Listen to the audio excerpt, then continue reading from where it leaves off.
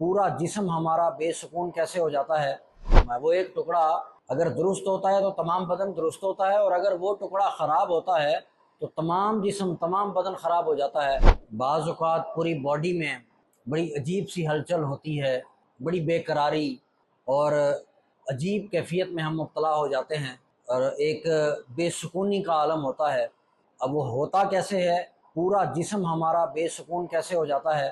تو یہ حدیث پاک سنیں، صحیح بخاری شریف میں یہ حدیث پاک موجود ہے۔ کریم آقا علیہ السلام نے فرمایا، خبردار ہو جاؤ، بدن میں ایک ٹکڑا گوشت کا ہے، جب وہ درست ہوتا ہے تو تمام بدن درست ہوتا ہے، اور جب وہ خراب ہو جاتا ہے، وہ ایک ٹکڑا جو کریم آقا علیہ السلام نے فرمایا، وہ ایک ٹکڑا اگر درست ہوتا ہے تو تمام بدن درست ہوتا ہے، اور اگر وہ ٹکڑا خراب ہوتا ہے تو تمام جسم تمام بدن خراب ہو جاتا ہے۔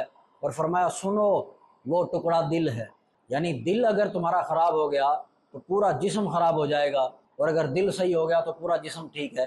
لیکن یہ صحیح کیسے ہوگا؟